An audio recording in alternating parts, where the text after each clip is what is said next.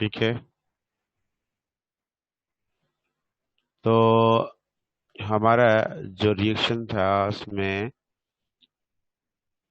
फ्रैंकलिन्स reaction, जिसमें हम alkyl halide को ही रिएक्ट करवाते हैं।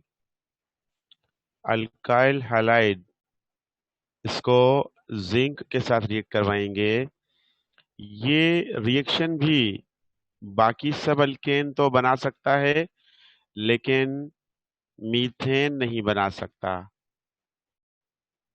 मीथेन इससे भी नहीं बन सकता, क्योंकि इसमें भी दो अल्काइल ग्रुप वो आपस में कंबाइन होंगे। दो अल्काइल ग्रुप कंबाइन होंगे, और दो अल्काइल के कॉम्बिनेशन से जो अल्केन बनेगा, तो वो symmetrical alkane means ethane, butane, या जो भी होगा आगे वाले, वो बन सकते हैं। तो आमतौर पर इसमें भी कहा जाता है वर्ड्स रिएक्शन की तरह कि हमारे पास इवन नंबर वाले अल्केन्स बनते हैं। जैसे अगर एक कार्बन है तो उसको डबल करेंगे तो दो हो जाएंगे, दो कार्बन है तो चार हो जाएंगे, तीन कार्बन है तो छह हो जाएंगे, डबल करते जाएंगे। तो यानी कि ऑड नंबर वाले अल्केन्स जो हैं वो नहीं बन सकेंगे, इवन नंबर वाले बनते हैं, ज्यादातर यही होता है। तो ये हमारे पास है इसका। और इसके बाद हम देखते हैं हमारे पास क्या आगे है, इसकी केमिकल प्रॉपर्टीज। केमिकल प्रॉपर्टीज में हमारे पास जो रिएक्शंस हैं, इनमें ये वही हैलोजिनेशन रिएक्शन जैसे हमने पहले पढ़ा था। यहाँ पर इथेन में मोनोहेलो अल्केन तो वैसे ही बन जाएगा, जैसे इसकी कंडीशंस हैं सनलाइट की presence, zero order, homolysis fission. लेकिन जब डाइहेलो बनेगा तो दो आइसोमर्स होंगे। इन दो आइसोमर्स के नाम क्या होंगे? इन दो आइसोमर्स के नाम क्या होंगे?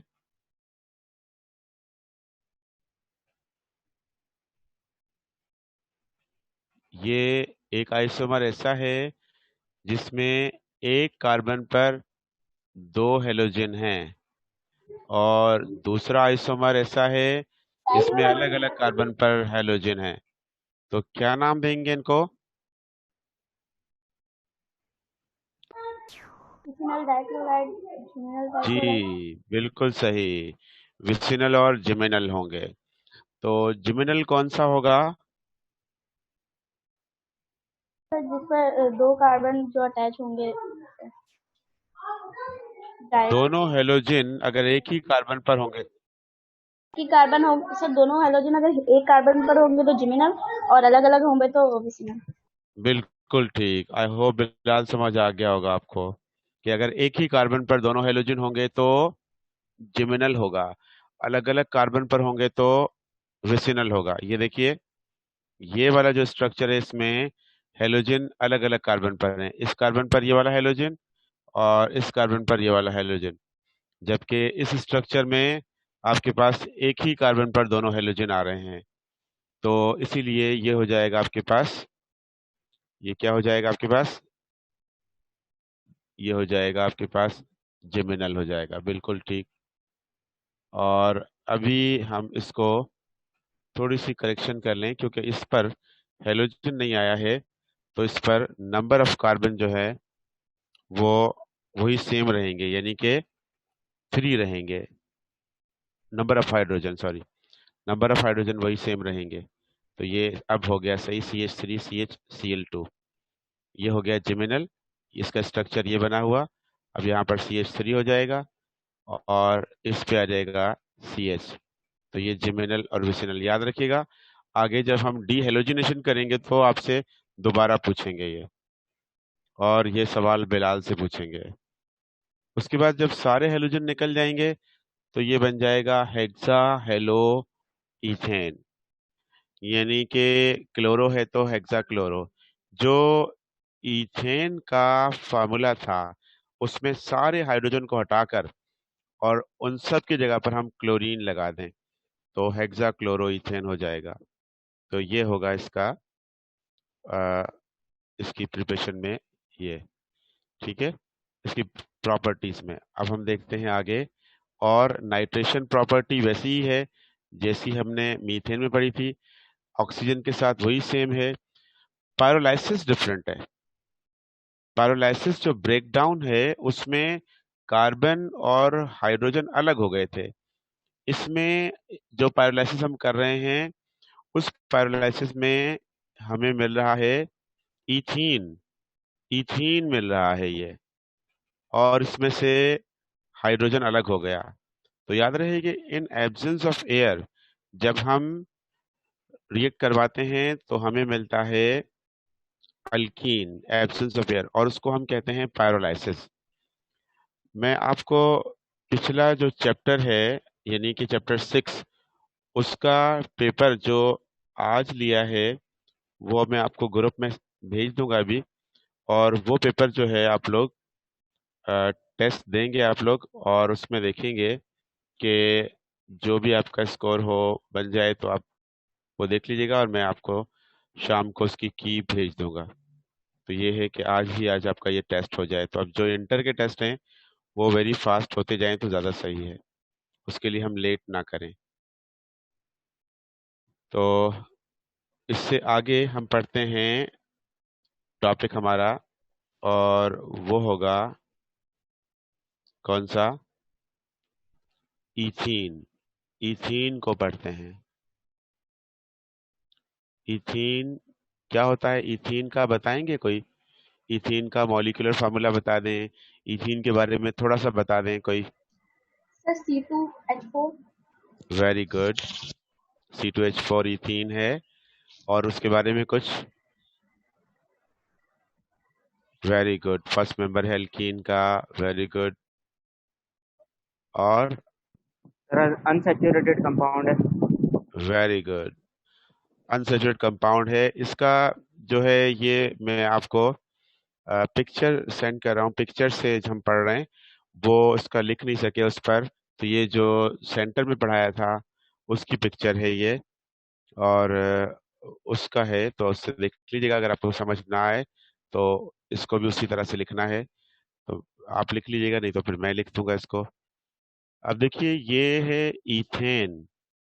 इथेन को हम क्या कर रहे हैं, पायरोलाइसिस। ये कौन सा पायरोलाइसिस, जो अभी अभी पढ़ा था हमने, और किससे, डीहाइड्रोजिनेशन से। डीहाइड्रोजिनेशन यानी हाइड्रोजन का रिमूवल। यहाँ पर जो इथीन बना रहे हैं ना वो अनसैचुरेटेड है, इसमें डबल बॉन्ड है। इसको हम ओलेफिन भी कहते हैं, ओलेफिन फैमिली का मेंबर। जो अल्कीन है वो ओलेफिन। अल्केन्स को क्या कहते हैं? Paraffins. Very good, paraffins. Alkanes को कहते हैं पैराफिन्स। और ये अल्कीन का मेंबर है।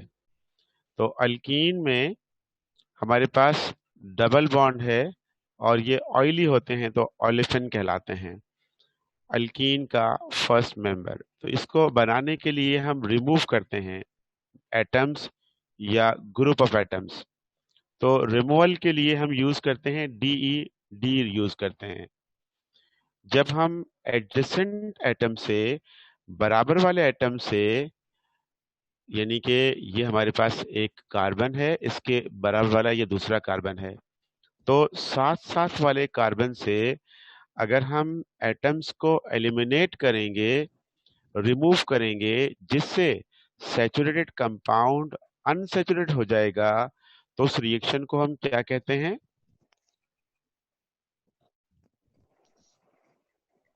Sir elimination reaction. Elimination reaction कहते हैं, बिल्कुल सही। एलिमिनेशन या बीटा एलिमिनेशन।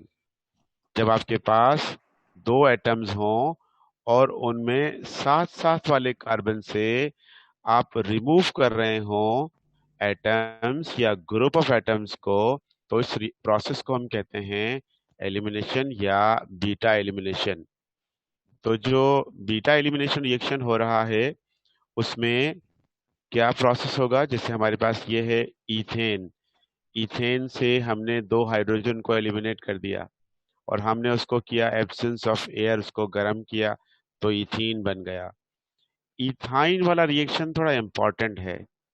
इथाइन में हम क्या करेंगे, एडिशन ऑफ हाइड्रोजन कर रहे हैं, यानी हाइड्रोजिनेशन।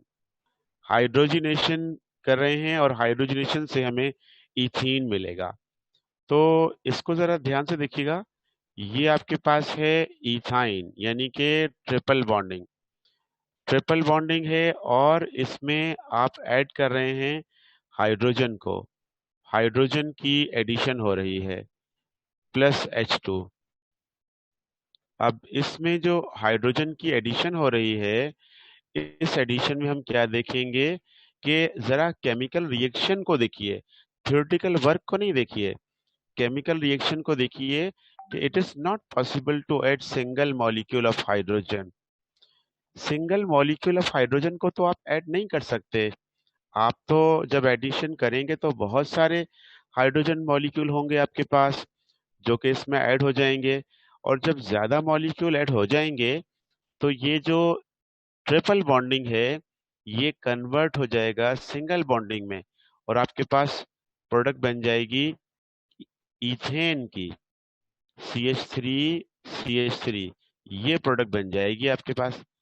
लेकिन आपको तो ये प्रोडक्ट नहीं चाहिए, आपको जो प्रोडक्ट चाहिए वो बीच वाली प्रोडक्ट चाहिए जो कि इंटरमीडिएट प्रोडक्ट है, जिसमें ज्यादा एडिशन ना हो, वो प्रोडक्ट चाहिए आपको।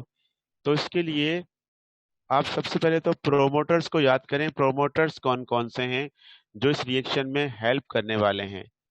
प्रोमोटर्स, प्रोमोटर्स याद है आपको? कैटलिस्ट यस कौन सर। से हैं जो इसमें हम यूज निकिल, करते हैं? निकिल, यस, प्लेटिनम और पैलेडियम। Very good. ये तीनों कैटलिस्ट जो हैं जिनको हम यूज करते हैं, निकल, पैलेडियम, प्लैटिनम, और ये आपको अच्छी तरह से याद होंगे। निकल ये भी प्रोमोटर है। निकल के लिए टेम्परेचर कितना रखते हैं हम, याद है? सर 150 से 300। वेरी गुड, 150 कम से कम रखना है और उसको मैक्सिमम लेके जाना है तो 300 तक रखना है। 150 से लेकर 300 तक टेम्परेचर रखेंगे आप, इतना टेम्परेचर रखेंगे निकल के लिए। और पैलेडियम और प्लैटिनम के लिए क्या करेंगे आप, कितना टेम्परेचर रखेंगे इसके लिए? जी बताइए, इन दोनों के लिए टेम्परेचर याद है आपको? No sir. Room temperature, room temperature याद रहेगा? रूम टेम्परेचर कितना होता है बताइए? 25 डिग्री सेल्सियस।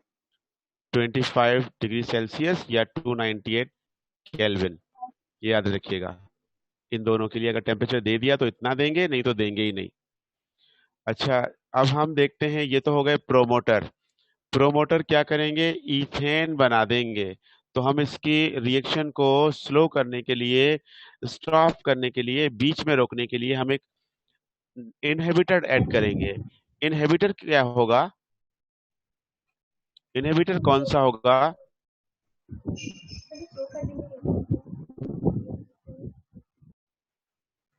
इनहिबिटर वंदना कौन सा होगा?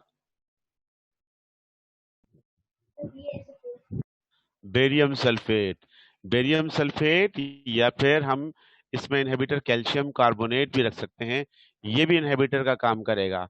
तो ये क्या करेगा, रिएक्शन को स्लो कर देगा और प्रोडक्ट जो बन रही है उस प्रोडक्ट की क्वांटिटी को रिमूव, बीच में स्टॉप कर देगा, मतलब इथीन बना देगा।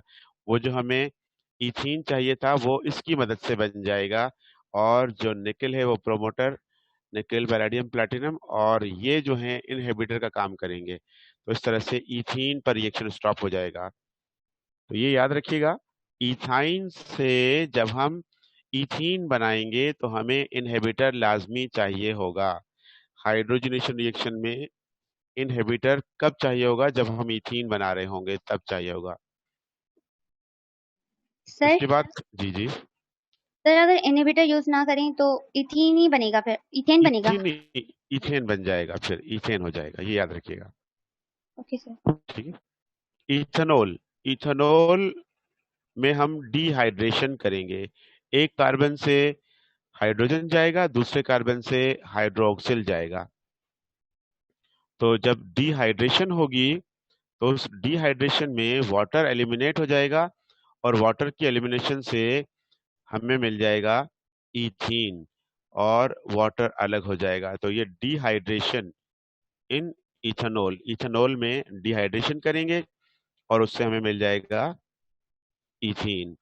इसके बाद फिर इथाइल क्लोराइड, इथाइल क्लोराइड किस तरह से, जैसे हमारे पास अगर इथाइल क्लोराइड है तो ये दो कार्बन, एक कार्बन पर क्लोरीन या हेलोजन जो भी आपके पास है और दूसरे कार्बन पर आपके पास हाइड्रोजन है, यहाँ पर डीहाइड्रोहेलोजिनेशन होगा, डीहाइड्रोहेलोजिनेशन, और इससे भी हमें मिल जाएगा इथीन।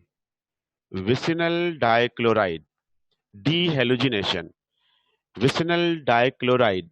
अब बिलाल आप बताएं विसिनल डाइक्लोराइड कौन सा होगा?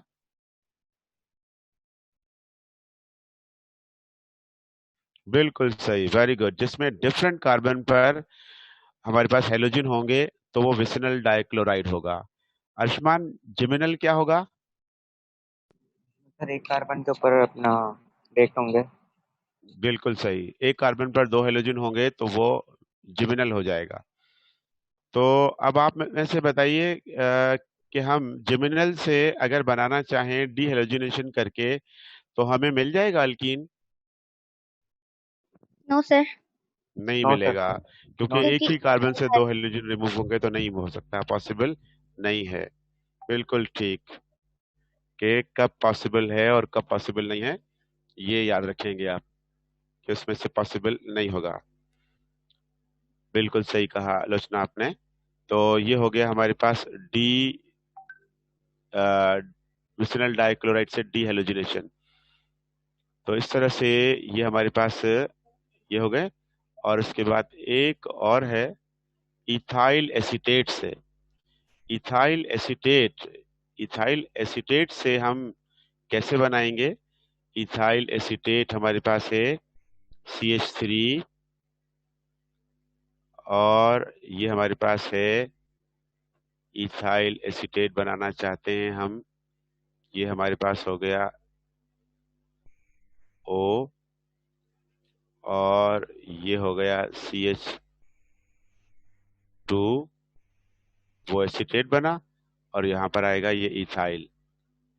इथाइल जो है C2H5, C2H5 को हम लिख रहे हैं इस तरह से, और ये हो गया C2H5, C2 और ये H5 ऐसा हो गया। अब इसमें से ये बॉन्ड ब्रेक होगा, ये बॉन्ड ब्रेक होगा तो बताइए क्या क्या बनेगा? दो प्रोडक्ट्स कौन कौन सी बनेंगी, लोचना बताइए।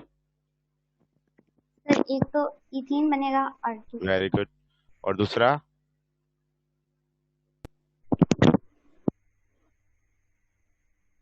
तो ये रिएक्शन नहीं किया। ये सामने, सामने नजर आ रहा है आपको, देखिए ये क्या बन रहा है, ये देखिए ये क्या बन रहा है, CH3COOH क्या बना? Acetic acid, yes sir. Acetic acid बना। ये आपके पास है इथाइल एसीटेट, जिसको कैसे लिखते हैं? इस तरह से करके लिखते हैं, हमने अपनी मर्जी से इसको लिखा है, थोड़ी सी चेंजिंग करके, CH3COO और C2H5 ऐसे लिखते हैं। हमने C2H5 को थोड़ा ब्रेक कर दिया, यह है इथाइल एसीटेट C2H5। अब हमने क्या किया, C2H5 को लिखा, ये C2 और ये 2 और 2 4 और 1 5, C2H5। इसमें से ये बॉन्ड टूट रहा है, ये वाला बॉन्ड टूट रहा है, और ये वाला बॉन्ड टूट रहा है। ये दो बॉन्ड टूटेंगे और यहां से ये हो जाएगा CH2CH2, यानी कि इथीन, और यहां से ये बन जाएगा एसिटिक एसिड। ये जो है ऑक्सीजन, ये इलेक्ट्रॉन पेयर ले जाएगा, फिर ये हाइड्रोजन इलेक्ट्रॉन पेयर दे जाएगा, ये पॉजिटिव हाइड्रोजन इसके पास चला जाएगा, ऑक्सीजन के पास, बन जाएगा एसिटिक एसिड। तो इस तरह से ये बनेगा। आई होप समझ आ गया होगा। Yes sir. जी, तो इस तरह से ये हमने बनाया इथाइल। इसकी general method of preparation, general method of preparation इसकी अल्कीन की हो गई। अब हम देखते हैं इसकी जनरल केमिकल प्रॉपर्टीज को। तो इसकी जो केमिकल प्रॉपर्टीज हैं वो कौन कौन सी हैं? केमिकल प्रॉपर्टीज में मोस्टली एडिशन रिएक्शन हो रहे हैं। Addition of hydrogen, hydrogenation, addition of hydrogen halide, addition of halogen, addition of water, addition of hypohalous acid, oxidation. फिर ये ऑक्सीजन के साथ जो रिएक्शन है ये भी काफी सारे हैं। तो इन रिएक्शंस को हम देखते हैं कौन कौन से रिएक्शंस हो रहे हैं। इनकी केमिकल प्रॉपर्टीज जो हैं ये आ गई हैं सामने, केमिकल प्रॉपर्टीज। तो इन केमिकल प्रॉपर्टीज में हम देखते हैं एडिशन ऑफ हाइड्रोजन, हाइड्रोजन की एडिशन। हाइड्रोजन की एडिशन में इथेन बनेगा। अल्कीन डबल बॉन्ड ब्रेक होगा और डबल बॉन्ड के ब्रेक होने से हमारे पास डिफरेंट जो हैं वो एटम्स ऐड होते चले जाएंगे। हाइड्रोजन हैलाइड अगर हम HX को ऐड करेंगे तो इसमें हम ये देखेंगे हेलो इथेन जो बन रहा है, यानी क्लोरो ब्रोमो आयोडो। तो उसमें रिएक्टिविटी ऑर्डर दिया हुआ है बुक में आपको, वो रिएक्टिविटी ऑर्डर याद रखिएगा, यहाँ पर भी लिखा हुआ है लेकिन बुक में भी दिया हुआ है। तो मोस्ट रिएक्टिव हेलोजन एसिड कौन सा होगा? HI। लीस्ट रिएक्टिव कौन सा होगा? HF। तो reactivity top to bottom increase होती है, टॉप टू बॉटम इंक्रीज होती है इन केस ऑफ अगर हेलोजन एसिड हो तो। लेकिन अगर अगर आप एडिशन ऑफ हेलोजन कर रहे हैं तो अपोजिट हो जाएगा, अपोजिट हो जाएगा। प्रोडक्ट बनेगी विसिनल आपके पास, लेकिन विसिनल में जो दो हेलोजन हैं तो सबसे फास्ट जो प्रोडक्ट बनेगी वो फ्लोरीन की होगी और सबसे लोएस्ट यानी सबसे कम बनेगी आयोडीन की, क्योंकि आयोडीन जो है वो आपके पास है सॉलिड, जिसके लिए चाहिए होगा आपको सॉल्वेंट चाहिए होगा ताकि वो रिएक्ट करवाए। जबकि क्लोरीन और ब्रोमीन के रिएक्शन नॉर्मल होंगे, फ्लोरीन का विगरस रिएक्शन होगा। विगरस का मतलब अनकंट्रोल्ड रिएक्शन, अनकंट्रोल्ड रिएक्शन तो जो कि हम कंट्रोल नहीं कर पाएंगे, इतना फास्ट रिएक्शन होगा। तो इस तरह से बाकी जो रिएक्शंस हैं वो थोड़ा कंट्रोलेबल होंगे। तो ये रिएक्टिविटी ऑर्डर याद रखिएगा, ये आ चुका है पहले टेस्ट में, फिर दोबारा भी दे सकते हैं वो। तो दोनों में से एक आ चुका है, दूसरा आ सकता है। रिएक्टिविटी ऑर्डर, रिएक्टिविटी ऑर्डर में क्या देखेंगे कि हाइड्रोजन हैलाइड में सबसे ज्यादा रिएक्टिव है HI, सबसे लीस्ट रिएक्टिव है HF। सेवेंथ ग्रुप में देखेंगे तो HI नीचे आ रहा है, हाइड्रोजन नीचे आ रहा है, फ्लोरीन ऊपर है। और जब आप हेलोजन के एडिशन में देखेंगे तो वेरी फास्ट जो हो जाएगा वो फ्लोरीन हो जाएगा और स्लोएस्ट होगा वो आयोडीन होगा, यानी उसका अपोजिट। फिर एडिशन ऑफ वाटर करेंगे तो जैसे रिमूवल ऑफ वाटर किया था उसी हिसाब से आप एडिशन ऑफ वाटर को भी देखेंगे और इसमें इथेनॉल बनेगा आपके पास। एडिशन ऑफ हाइपोहाइलस एसिड, ये जो हाइपोहाइलस एसिड है इसको जो आपके पास बुक में दिया हुआ है इसमें क्लोरीन वाटर और ब्रोमीन वाटर से दिया हुआ है। पहले उनको रिएक्ट करवाएंगे क्लोरीन वाटर और ब्रोमीन वाटर को, उससे जो आपके पास प्रोडक्ट बनेगी वो HOX बनेगी और HX बनेगी। HOX जो है वो रिएक्ट करेगा इथीन से, एक कार्बन के पास जाएगा OH, दूसरे कार्बन के पास जाएगा X और ये हो जाएगा हेलोहाइड्रिन। यानी डबल बॉन्ड टूटेगा ना आपके पास, तो जब डबल बॉन्ड टूटेगा तो एक कार्बन के पास आपके पास चला गया X हेलोजन और दूसरे कार्बन के पास आपके पास चला जाएगा OH। तो इस तरह से ये कहलाएगा हेलोहाइड्रिन, या अगर क्लोरीन है तो क्लोरोइथेनॉल। ब्रोमीन है तो ब्रोमो इथानोल। ये हम इन दो को यूज करते हैं, क्लोरीन वाटर और ब्रोमीन वाटर को। हम आयोडीन को यूज नहीं करते, आयोडीन की रिएक्शन की स्पीड स्लो है इसलिए। और उसके अलावा हम इसको भी रिएक्ट नहीं कर यूज नहीं करते फ्लोरीन को। फ्लोरीन जो है उसमें बहुत ज्यादा जो है इसके साथ विगरस रिएक्शन होगा, अनकंट्रोल होगा। और FOH जो है उसके उसमें क्या होगा, FOH में के ऑक्सीजन पॉजिटिव हो जाएगा। ऑक्सीजन पॉजिटिव हो जाएगा तो ये कंपाउंड बनता नहीं है, ये कंपाउंड पॉसिबल नहीं है। HOF ये नहीं बनता, HOCl बनता है, HOBr इजीली बनता है, तो ये रिएक्ट कर लेते हैं इजीली।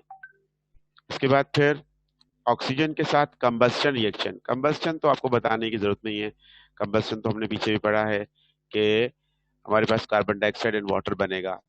ये वाला इंपॉर्टेंट है, ऑक्सीजन के साथ ही। लेकिन जी जी, क्लोरीन वाटर और ब्रोमीन वाटर जो आपको दिए हुए ना बुक में, जो आपको बुक में दिए हुए, क्लोरीन को वाटर के साथ रिएक्ट करवाकर Cl ये आ जाएगा आपके पास HOCl।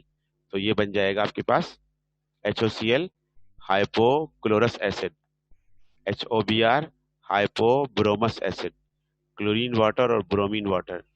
तो ये जो इसके साथ जो रिएक्शन है ना, ये वाला हाइपोहेलिस वाला एक पॉइंट रह गया, अभी आपने पूछा तो मुझे याद आ गया। ये पॉइंट ये है कि ये रिएक्शन कहलाता है अनसैचुरेशन टेस्ट। अनसैचुरेशन टेस्ट में दो आते हैं, एक है आपके पास KMnO4 सॉल्यूशन के साथ और दूसरा है ब्रोमीन वाटर के साथ। तो इसके साथ जो सैचुरेटेड कंपाउंड है वो रिएक्ट नहीं करते, जो अनसैचुरेटेड कंपाउंड है वो रिएक्ट करते हैं। तो ये याद रखिएगा, सैचुरेटेड कौन से, मीथेन और ईथेन, वो रिएक्ट नहीं करेंगे। जो अनसैचुरेटेड होंगे वो रिएक्ट कर लेंगे। अनसैचुरेटेड इथीन और इथाइन वो रिएक्ट कर लेंगे। तो ये याद रखिएगा, किसके साथ, ब्रोमीन वाटर और KMnO4 सॉल्यूशन। KMnO4 सॉल्यूशन का कलर क्या होता है, पर्पल। पर्पल।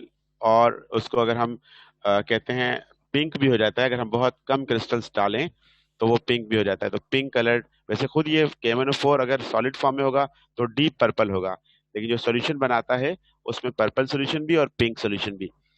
तो उसका जो कलर है उसको रिमूव कर देता है ये, उसके कलर को, जो अनसैचुरेटेड कंपाउंड होगा। यानी KMnO4 सॉल्यूशन में अगर आपने अल्केन को पास किया, नो रिएक्शन, कलर चेंज नहीं हुआ। लेकिन अगर आपने अल्कीन को पास किया तो फिर वो उसका कलर चेंज हो जाएगा। तो आप आइडेंटिफाई कर लेंगे कि इसका मतलब कि अल्कीन जो है ये उसके कलर को रिमूव कर रहा है, तो उसका मतलब ये अल्कीन होगा, ये अनसैचुरेट होगा। इसी तरह से ब्रोमीन वाटर, ब्रोमीन वाटर का कलर रेड होता है, तो रेड कलर भी रिमूव हो जाता है इसी की वजह से। तो इस तरह से कलर को चेंज करके हम देख लेते हैं कि हमारे पास अल्कीन है, अल्काइन है या अल्केन है। तो अल्कीन और अल्काइन दोनों कलर चेंज करते हैं और अल्केन नहीं करते चेंज।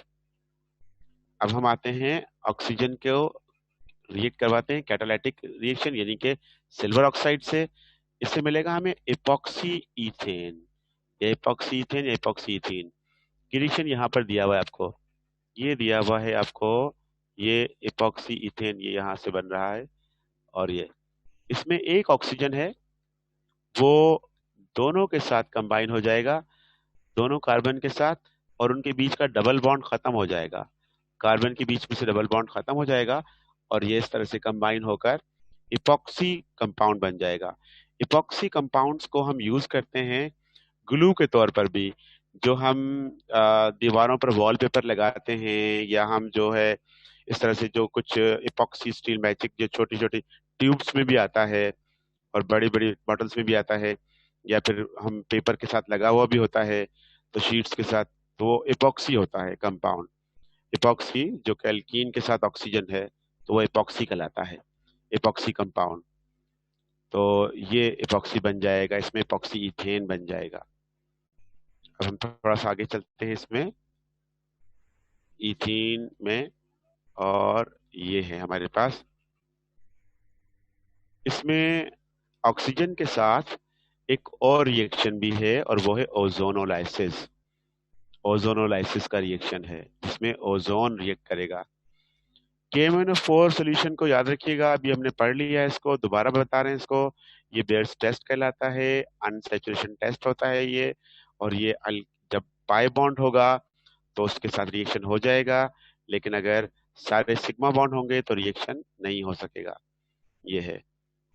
उसके बाद फिर ओजोनोलाइसिस में देखते हैं। ओजोनोलाइसिस में ओजोन के साथ रिएक्ट करेंगे तो फिर ये काम क्या करता है, ये बहुत इंपॉर्टेंट पॉइंट है, इसको जरा देखिएगा।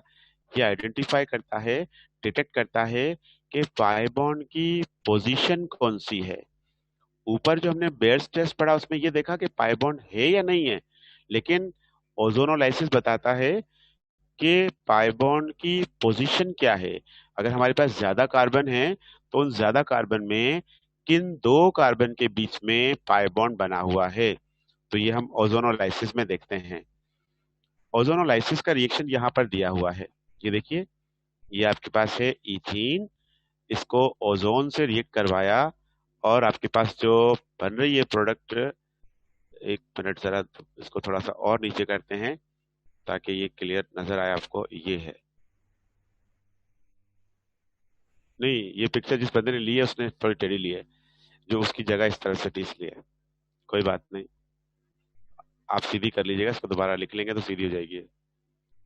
ये देखिए ये ओजोन है।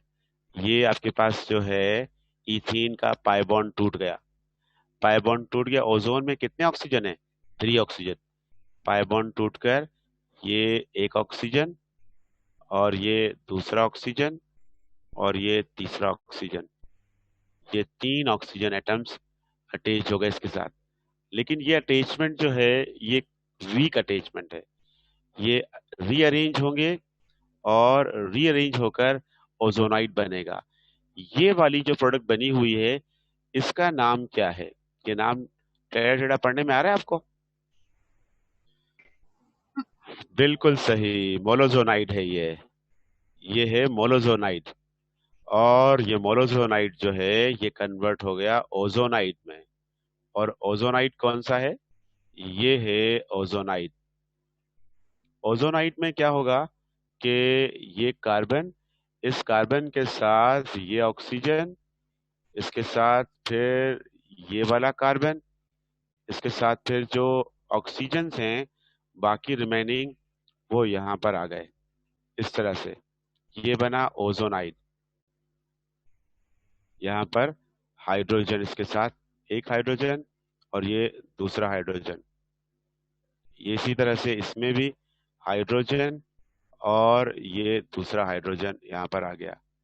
तो जो इन दोनों कार्बन के बीच में बॉन्डिंग थी वो बॉन्डिंग ब्रेक हुई और ये बन गया हमारे पास ओजोनाइड। लेकिन अभी हम इसको ब्रेक करेंगे तो ये ब्रेक होकर क्या बन जाएगा? देखिए ये क्या बन रहा है, ये हमारे पास बना ये, और ये बनेगा इस तरह से। आप जरा देखिए आपके पास बुक में किस तरह से बना हुआ है। वहां सर्किल थोड़े गलत हो गए, ये ऐसे बनेगा। और इसका नाम मुझे बताइए, क्या नाम होगा इसका?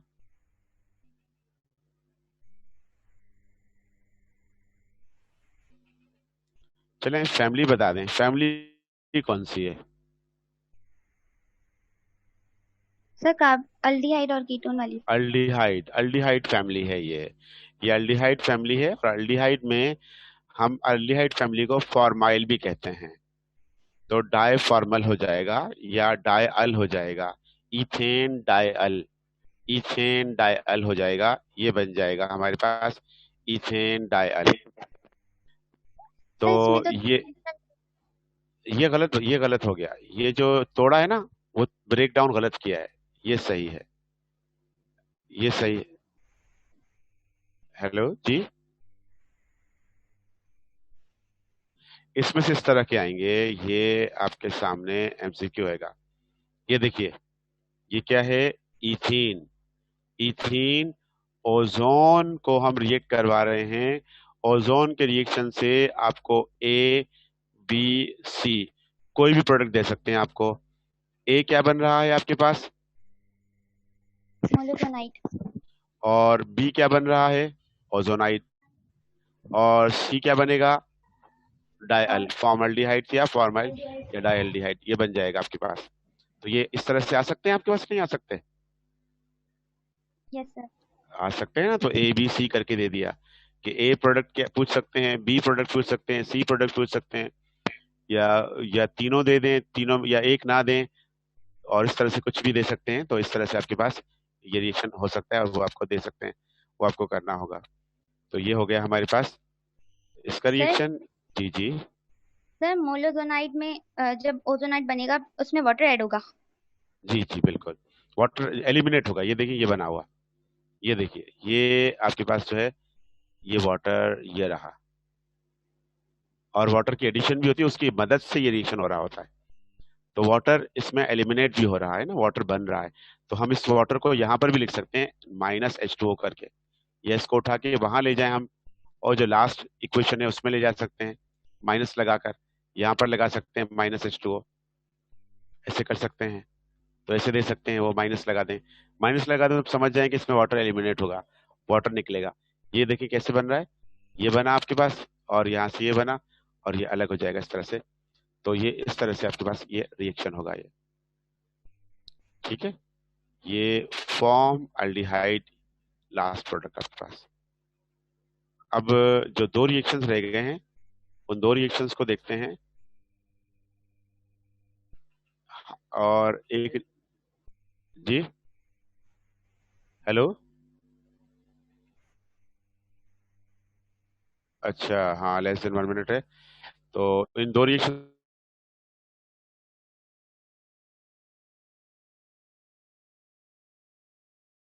रहे थे सल्फर मोनोक्लोराइड के साथ रिएक्शन। सल्फर मोनोक्लोराइड के साथ क्या बनेगा? मस्टर्ड गैस बनेगा। मस्टर्ड गैस क्या होती है? मस्टर्ड गैस, मस्टर्ड गैस क्या होती है? हाईली पॉइजनस गैस है। और इसको और क्या कहते हैं हम? दूसरा नाम क्या है इसका?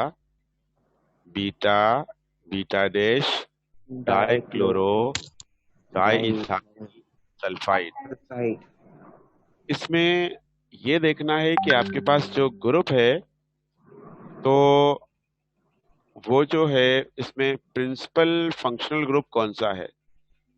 प्रिंसिपल फंक्शनल ग्रुप क्या क्लोरीन है, या सल्फर। सल्फर है, या आप सोचे मल्टीपल बॉन्ड? तो सल्फर होगा सल्फर। इसमें, बिल्कुल सल्फर सही। सर। सल्फर जो है वो प्रिंसिपल फंक्शनल ग्रुप है, यानी मेन फंक्शनल ग्रुप सल्फर है। और क्लोरीन जो है वो मेन फंक्शनल ग्रुप नहीं है। तो इसीलिए सल्फर के बराबर वाले कार्बन को हमने अल्फा लिया है, और उसके बाद वाले को हमने बीटा लिया है। तो ये प्रिंसिपल फंक्शनल ग्रुप जो है वो सल्फर है हमारे पास। इसके बाद फिर हम देखते हैं आगे पॉलीमराइजेशन। पॉलीमराइजेशन जो है इसमें बहुत सारे इथीन आपस में कंबाइन होकर पॉलीइथीन बना लेंगे। पॉलीइथीन का मतलब कि शॉपिंग बैग जो बनते हैं वो पॉलीथीन बैग्स होते हैं। तो ये पॉलीथीन बना लेंगे, और पॉलीथीन जो है उसको आजकल हम बैन कर रहे हैं वर्ल्ड वाइड, कि वो हमारे लिए हार्मफुल है, इसीलिए पॉलीथीन यूज ना किया जाए, शॉपर्स को इस्तेमाल ना किया जाए। तो ये सर तो था। जी जी, सर पॉलीइथीन में ऑक्सीजन के ट्रेसेस क्यों लिए? ऑक्सीजन की बुक में लिखा हुआ है in the presence of traces of oxygen. Trace मतलब माइन्यूट ऑक्सीजन, बहुत ही कम क्वांटिटी ऑक्सीजन की होगी तो रिएक्शन होगा। अगर ऑक्सीजन को ज्यादा रखा है तो रिएक्शन नहीं होगा, वो फिर कंबस्शन हो जाएगा। सर फिर प्रेशर भी तो लिया है। प्रेशर और टेम्परेचर भी लिया है। प्रेशर और टेम्परेचर ये सारी कंडीशंस रखेंगे, तभी आपके पास जो है पॉलीथीन बनाते हुए, शॉपर्स बनाते हुए क्या ख्याल रखना है ये बताया है इन्होंने, कि जो आप कंपाउंड बना रहे हैं उसको बनाते हुए आपको कंडीशंस क्या क्या रखनी है, ये है। सर सर इससे कारपेट भी बनता है क्या? कारपेट इसी से बनता है जो आप फ्रूट्स को राइपनिंग, फ्रूट की राइपनिंग के लिए इस्तेमाल करते हैं, वो बनता है इससे। राइपनिंग ऑफ फ्रूट, तो वो भी इसी से बनाया जाता है। हाँ, उसको बनाने के लिए भी इस्तेमाल करते हैं। तो हमारे पास जो इसमें कार्बाइड है ना, ये कार्बाइड और कार्बेड, ये फिर हम कारपेट के देते हैं उसको। वो कारपेट तो नीचे बिछाने वाला वो नहीं, लेकिन ये इस तरह से जो है होता है। जो भी हमने पढ़ा ऊपर, उसी का ही ये, उसी की पिक्चर है ये। और अब हम पढ़ते हैं अगली पिक्चर को। वो कौन सी है? इथाइन। इथाइन की पिक्चर है ये। इथाइन में क्या क्या बनेगा, या इथाइन किस किस से बनेगा? तो ये इथाइन के आपके पास रिएक्शंस हैं। अब आप लोग हेल्प करेंगे कि ये कौन कौन से रिएक्शंस हैं, इनमें किस किस से हम बना रहे हैं। तो ये बताइए कि इथाइन बना रहे हैं, तो इथाइन बनाने के लिए हमारे पास रिएक्टेंट्स 1 2 3 4 5 और 6 रिएक्टेंट हैं। तो 6 रिएक्टेंट में आपके पास बहुत कम कम लिखा सामने नजर आ रहा है। अब आप बताएंगे कि ये कौन कौन से रिएक्टेंट्स हैं और हम इनमें से किस से बना रहे हैं, कैसे बना रहे हैं। तो बताइए, फर्स्ट वन, पहला पहला बताइए, फर्स्ट वन, जिसमें हम किस से बना रहे हैं इसको।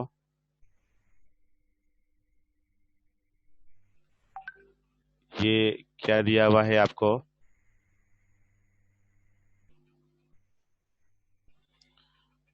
बर्थलोट्स मेथड तो है, बिल्कुल बर्थलोट मेथड तो ये वाला है।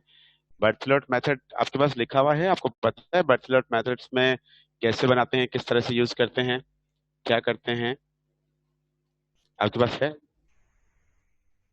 नहीं नहीं, आप अपने सामने पढ़ते हुए बुक और रजिस्टर खुला हुआ हो, जो हमारे पास सेंटर में भी क्लास में खुला हुआ होता है, तो उसमें से देखकर बच्चे बता रहे होते हैं कि ये रिएक्शन किस तरह से है।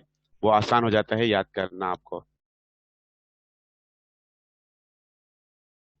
फिर आपको बाद में इतना याद नहीं करना पड़ता। तो उसके हिसाब से बताइए कि अगर ये बर्थलोट्स मेथड है, तो बर्थलोट मेथड में हम क्या रिएक्ट करवाते हैं, किस किस को किसके साथ रिएक्ट करवा रहे हैं?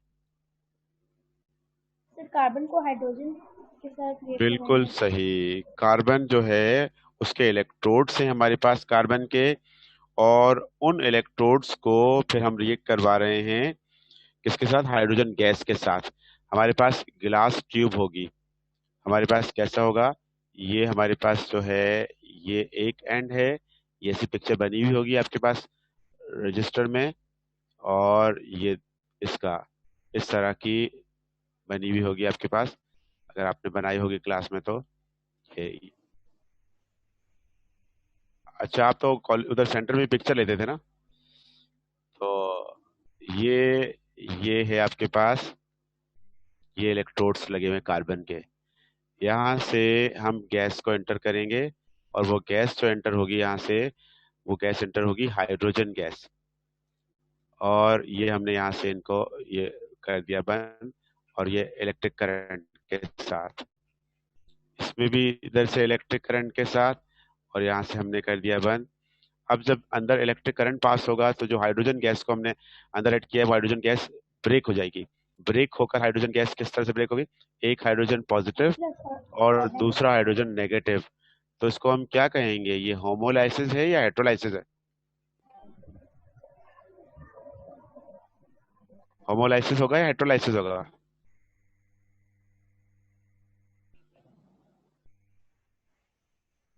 हमने हाइड्रोजन गैस को यहाँ से एंटर किया, हाइड्रोजन गैस को हमने एंटर किया H2 को, और जब H2 यहाँ पर एब्सेंस ऑफ एयर या ट्रेस ऑफ एयर में यहाँ पर मौजूद है, इलेक्ट्रिक करंट देने से वो H2 मॉलिक्यूल ब्रेक हो गया हाइड्रोजन आयन और हाइड्राइड आयन में। तो ये जो इसका ब्रेकडाउन है, ये होमोलाइसिस है या हेट्रोलाइसिस है? होमोलाइसिस। हेट्रोलाइसिस है, ये हेट्रोलाइसिस है, क्योंकि अपोजिट चार्जेस में ये ब्रेक हो रहा है, तो ये हेट्रोलाइसिस है, बिल्कुल ठीक, हेट्रोलाइसिस। और इधर से हमें जो दूसरे पाइप से मिलेगी वो गैस मिलेगी इथाइन गैस, जिसको हम कहते हैं एसिटिलीन या इथाइन। ये मिल जाएगा हमें। ये है बर्थेलॉट्स मेथड। बर्थेलॉट्स मेथड से हम इसको अलग कर लेंगे। और उसके अलावा अगर हम इसको प्रिपेयर करें तो हमें ये दूसरे कौन से कंपाउंड से मिल सकती है? ये विसिनल विसिनल डाइहैलाइड से बन सकती है। तो ये हमारे पास है CH2 CH2 और ये है हमारे पास विसिनल डाइहैलाइड। तो अगर हम इसमें इथीन बनाना चाहते हैं तो इसको हम रिएक्ट करवाएंगे जिंक डस्ट के साथ, जिंक पाउडर के साथ। जिंक पाउडर क्या करेगा? दोनों हैलोजन को एक साथ रिमूव कर देगा और ये बन जाएगा इथीन। लेकिन हमें इथीन तो नहीं बनाना, हमें क्या बनाना है? इथाइन। तो इथाइन के लिए ये वाला रिएक्शन गलत हो जाएगा, तो हमें जिंक डस्ट को नहीं रखना होगा। इसकी जगह पर हमें रखना होगा इसमें इसको KOH alcoholic. KOH alcoholic base है और बेस को डिसॉल्व किया है अल्कोहल में। बेस को अल्कोहल में डिसॉल्व किया और अल्कोहल में डिसॉल्व करके जब हम रिएक्ट करवाएंगे तो एक कार्बन से हाइड्रोजन दूसरे कार्बन से हैलोजन जाएगा और ये बन जाएगा विनाइल हैलाइड। फिर उसके बाद दोबारा रिएक्ट करवाएंगे तो यहाँ से हाइड्रोजन जाएगा और यहाँ से हैलोजन जाएगा और ये बन जाएगा इथाइन। ये आपके पास बुक में दिया हुआ है रिएक्शन। तो फर्स्ट आपके पास बनेगा विनाइल, विनाइल के बाद बनेगा आपके पास इथाइन। ये बनेगा आपके पास अल्कोहलिक KOH के साथ, अल्कोहलिक KOH। उसके बाद फिर अगर आप इसको रिएक्ट करवाना चाहें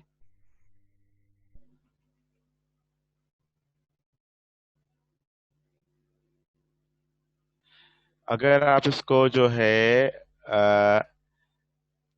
जिंक डस्ट के साथ रिएक्ट करवाएंगे तो जिंक डस्ट से भी बन जाएगा। लेकिन आपके पास रिएक्टेंट में क्या होना चाहिए? जिंक डस्ट के साथ अगर आप रिएक्ट करवा रहे हैं तो जिंक डस्ट के साथ आपके पास होगा 4 टाइम्स हैलोजन होगा जी। ये आपके पास ये क्लोरीन 2 टाइम्स एक कार्बन पर और 2 टाइम्स दूसरे कार्बन पर। तो इसमें जब रिएक्ट करवाएंगे इसको हम तो क्या करेगा? जिंक पहले एक क्लोरीन मॉलिक्यूल को एक एक करके दोनों कार्बन से ले जाएगा, उसके बाद फिर दूसरे 2 कार्बन से ले जाएगा और इस तरह से ये बन जाएगा आपके पास इथाइन। इस तरह से इसमें प्रोडक्ट बनेगी। तो ये इसकी रिएक्टेंट्स हैं और ये रिएक्टेंट्स मैं आपको कोशिश करूंगा कि उसी तरह से बनाकर दे दूं आपको, ताकि आप उसको जो है कर लें, याद कर लें और आपको याद करने में आसान हो जाएगा। इसके बाद इसकी केमिकल प्रॉपर्टीज जो हैं वो कौन सी हैं, हम इससे क्या क्या बना सकते हैं। ये उसी तरह का रिएक्शन है, एडिशन ऑफ हाइड्रोजन, जैसे हमने पीछे किया। हमारे पास हाइड्रोजन ऐड होता जाएगा और हमें कोई भी इनहिबिटर रखने की जरूरत नहीं है, क्योंकि हम एडिशन कर रहे हैं हाइड्रोजन की, तो इनहिबिटर की जरूरत नहीं होगी। हेलोजिनेशन ऐड करेंगे तो 4 हेलोजन आ गए। हाइड्रो हेलोजिनेशन करेंगे तो यहाँ पर आपको मार्कोनिकॉफ रूल याद करना पड़ेगा। मार्कोनिकॉफ रूल क्या होता है? कोई बता सकता है क्या होता है मार्कोनिकॉफ रूल? जिस तरफ हाइड्रोजन की कंसंट्रेशन ज्यादा होगी वहीं पे हाइड्रोजन जाएंगे, हाइड्रोजन आइंस। जो नेगेटिव नेगेटिव पार्ट जो होगा बिल्कुल सही, वो अटैच होगा तो कार्बन को जो कंटेन करता है, लीस्ट कार्बन को कंटेन करेगा। Yes sir. बिल्कुल सही। तो ये वाला पॉइंट याद रखिएगा कि मार्कोनिकॉफ रूल को जब हम अप्लाई कर रहे हैं तो मार्कोनिकॉफ रूल के हिसाब से हमारे पास जिसके पास हाइड्रोजन कम होंगे उस पर जाएगा। ये बताइएगा अकॉर्डिंग टू मार्कोनिकॉफ रूल आपके पास इसमें प्रोडक्ट क्या बनेगी? अगर मार्कोनिकॉफ रूल इसमें अप्लाई करेंगे तो जो नेगेटिव पार्ट है वो इस कार्बन पे जाएगा या इस पर या इस पर। सपोज अगर इस पर जाता है तो हम कहेंगे 1, इस पर जाएगा तो 2, इस पर जाएगा तो 3। ये 3 कार्बन है। तो नेगेटिव पार्ट, हाइड्रोजन हैलाइड का नेगेटिव पार्ट मतलब क्लोरीन, तो क्लोरीन कौन से कार्बन पर जाएगा, फर्स्ट पर, सेकंड पर, थर्ड पर? सेकंड पर। सर सेकंड सेकंड पर। पर जाएगा, बिल्कुल सही, क्योंकि सबसे कम हाइड्रोजन सेकंड कार्बन पर है, तो इसीलिए इसी पर जाएगा। तो ये याद रखिएगा, ये टेस्ट में आ चुका है, मुख्तलिफ तरह से आ चुका है, तो ये फिर आपको दे सकते हैं, वो पुराने टेस्ट देखेंगे तो उसमें ये होगा आपके पास। तो ये हेलोजन, हाइड्रोजन हैलाइड का नेगेटिव पार्ट हेलोजन होगा, H पॉजिटिव हो जाएगा और हेलोजन नेगेटिव हो जाएगा। तो हम एडिशन ऑफ हाइड्रोजन हाइलाइट कर रहे हैं। लेकिन हम मार्कोनिकॉफ रूल को अप्लाई कर सकते हैं वाटर के एडिशन में भी। वाटर के एडिशन में भी नेगेटिव पार्ट हो जाएगा OH, तो वो भी इसी तरह से जाएगा, उसमें भी मार्कोनिकॉफ रूल अप्लाई होगा। तो हम देखते हैं, फिर दोबारा ऊपर चलते हैं थोड़ा सा। जी जी।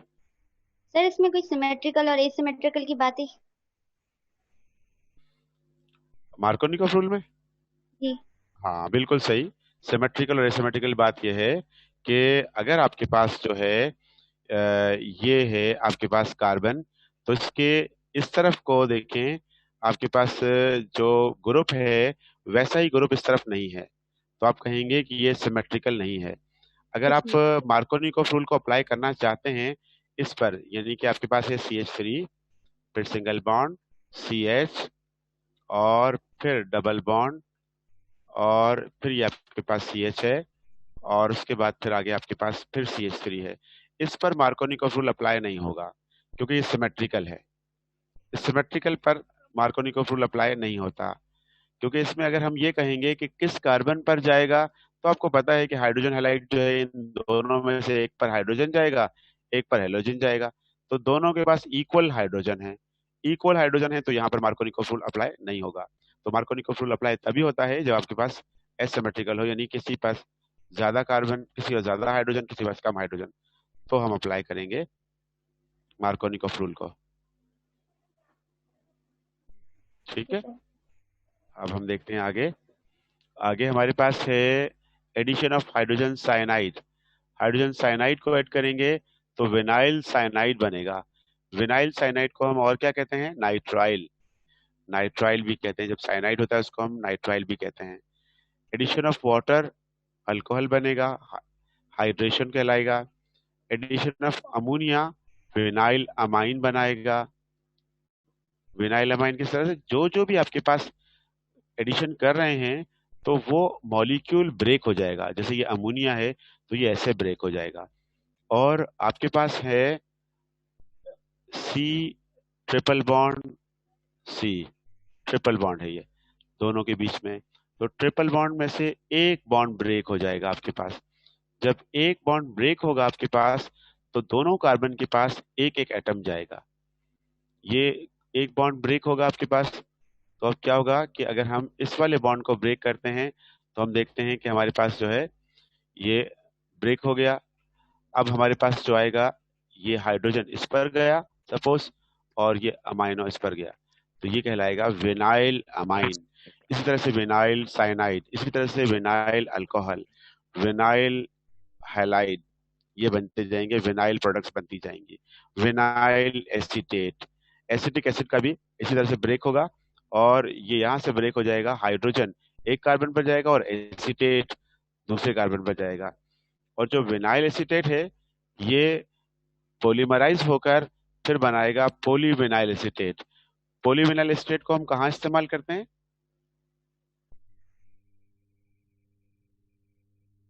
पाइप्स। PVA। PVA के पाइप नहीं, PVC के पाइप्स होते हैं। PVA को हम यूज करते हैं च्युइंगम बनाने के लिए, बबल गम बनाने के लिए, सॉफ्ट होता है वो PVA। तो ये बना हमारे पास पॉलीविनाइल एसीटेट बन जाएगा इसमें। फिर कंबस्टन आ गया। कंबस्टन इतना इंपॉर्टेंट नहीं है, कंबस्टन को हम इग्नोर कर देंगे, क्योंकि कार्बन डाइऑक्साइड में वाटर बनेगा, हमें पता है। ऑक्सीडेशन हमने पीछे पढ़ा था, ऑक्सीडेशन बेयर्स टेस्ट कहलाता है। लेकिन यहाँ पर हॉट और कोल्ड के हिसाब से याद रखना है आपको, ये आ चुका है टेस्ट में। अभी रिसेंट कुछ पुराने टेस्ट देखेंगे 2-3 साल के, उनमें से किसी साल में आया हुआ है ये KMnO4 के साथ रिएक्शन। तो अगर आपके पास हॉट KMnO4 है तो बनाएगा ऑक्सैलिक एसिड, कोल्ड KMnO4 है तो बनाएगा फॉर्मिक एसिड, ये बनाएगा। अगर आप इसको पॉलीमराइज कर रहे हैं तो पॉलीमराइजेशन में ट्राइमराइज हो जाएगा, 3 मोनोमर्स कंबाइन होंगे और ट्राइमराइज होकर जो प्रोडक्ट बनाएगा उस प्रोडक्ट को हम कहते हैं बेंजीन। बेंजीन बना लेगा। इसमें इसकी एसिडिक प्रॉपर्टीज भी हैं, ये एसिडिक नेचर शो करता है। एसिडिक नेचर में ये प्रोटॉन डोनर का काम करता है। अगर आपके पास आएगा कि चारों में से यानी मीथेन, इथेन, इथीन, इथाइन, इन सब में से किसके पास प्रोटोनेशन की एबिलिटी है, एसिडिक एबिलिटी है, तो वो इथाइन होगा। इथाइन के दोनों कार्बन करीब करीब हैं ट्रिपल बॉन्ड में, तो इसीलिए इथाइन में जो है प्रोटोनेशन की एबिलिटी ज्यादा है, प्रोटॉन डोनर की एबिलिटी ज्यादा है। एसिडिक बिहेवियर शो करता है जब इसके पास कोई आ जाता है पॉजिटिव चार्ज वाला, कोई भी आ जाएगा इलेक्ट्रोफाइल, तो ये प्रोटॉन को हटा देगा, हाइड्रोजन को हटा देगा और उसके साथ कंबाइन हो जाएगा। ये बना है डाई सोडियम एसिटोलाइड, ये बना है डाई कॉपर एसिटोलाइड, ये बना है डाई सिल्वर एसिटोलाइड। इसमें रिएजेंट्स क्या होंगे वो भी आप याद रख लीजिएगा। कॉपर क्लोराइड है या सिल्वर नाइट्रेट है। तो सिल्वर नाइट्रेट को जब रिएक्ट करवा रहे हैं तो हम अमोनिया को यूज करते हैं। अमोनिया के साथ जब सिल्वर नाइट्रेट मिक्स होता है तो वो कहलाता है अमोनिकल सॉल्यूशन ऑफ, क्या कहते हैं इसको हम, कौन सा रिएजेंट कहते हैं? Tollens reagent. टॉलिन्स रिएजेंट में ये देगा हमें सिल्वर प्रोडक्ट देगा। तो इस तरह से ये आप इनके मेटल के साथ रिएक्शन याद रखिएगा, क्योंकि दूसरा कोई और इस तरह का ऑर्गेनोमेटेलिक कंपाउंड नहीं बना रहा अल्केन में से, बिल्कुल बिलखुसूस अल्केन में नहीं बना रहा, और अल्कीन भी आमतौर पे ऑर्गेनोमेटेलिक कंपाउंड नहीं बनाता। ऑर्गेनोमेटेलिक कंपाउंड कौन से होते हैं? Grignard reagent. बिल्कुल सही, ग्रिग्नार्ड रिएजेंट भी ऑर्गेनोमेटेलिक कंपाउंड है, जिसमें हमारे पास जो कंपाउंड होगा तो उसमें मेटल भी शामिल होगा। ऐसा ऑर्गेनिक कंपाउंड जिसमें मेटल शामिल है तो वो कहलाता है ऑर्गेनोमेटेलिक कंपाउंड। Organometallic compound. जी, अब हम देखते हैं, ये हमारा हो गया है, ये हमारा इथाइन भी कंप्लीट हो गया है। Yes sir. इथाइन हमारा कंप्लीट हो गया है और हम अब पढ़ेंगे किसको? बेंजीन को। बेंजीन। बेंजीन कल पढ़ेंगे, ये सारा आप पढ़कर आइएगा। ये मैं आपको अभी शेयर करता हूँ आपसे।